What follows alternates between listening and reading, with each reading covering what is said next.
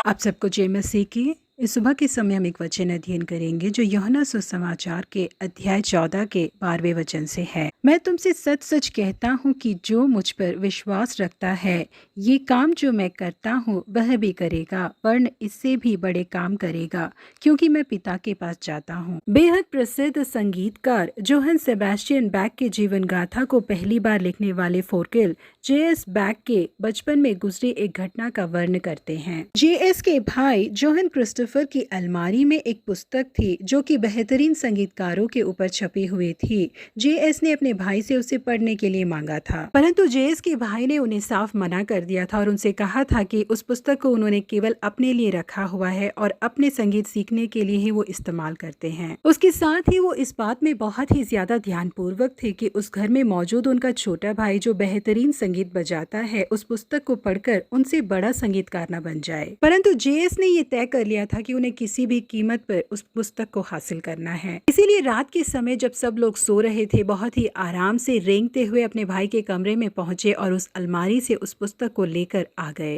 बिल्कुल उस पुस्तक के जैसे ही उन्होंने कॉपी बनानी चाहिए, इसीलिए उसे देखकर उन्होंने लिखना शुरू किया। उस पुस्तक को लिखकर समाप्त करने के लिए उन्हें पूरे 6 महीने लग गए थे और ये बात किसी तरीके से जोहन क्रिस्टोफर को पता चल गई और वो तुरंत अपने भाई के कमरे में पहुंचे और उनके द्वारा लिखी गई उस नोटबुक को और अपनी पुस्तक को वहां से लेकर चले गए। जोहन सेबेस्टियन के भाई की मृत्यु होने तक वो पुस्तक उनके हाथ में पहुंची ही नहीं। 25 सालों बाद जब उनके भाई की मृत्यु हुई तभी वो उस पुस्तक को अपने हाथ में ले पाए। जी हाँ प्रिय परमेश्वर के लोगों, आज के जमाने में ज्यादातर लोग ऐसे ही होते हैं। वो दूसरों की उन्नति को या बढ़ोतरी को बिल्कुल नहीं देख पाते, इसीलिए वो लोग उनकी राह में कई रुकावटों को पैदा करने की कोशिश करते हैं। लेकिन हमारी बढ़ोतरी में सच्चाई से खुश होने वाले व्यक्ति केवल एक ही हैं और वो है हमारे यीशु मसीह। वही हमें ऊंचे स्थानों में खड़ा करते हैं। वो चाहते हैं कि हम उनसे भी बड़े बड़े कार्यों को करें। हमें ऊंचा उठाकर आशीषित कर उसे देखकर बेहद खुश होने वाले परमेश्वर है वो। यीशु मसीह ने अपने चेलों को पवित्र आत्मा असीमित तरीके से देकर सेवकाई में उन्हें बहुत ही सामर्थ्य के साथ इस्तेमाल किया। यीशु मसीह के जैसे ही उन लोगों ने मुर्दों को जीवित कर दिया, जन्म से लंगड़े चलने लगे।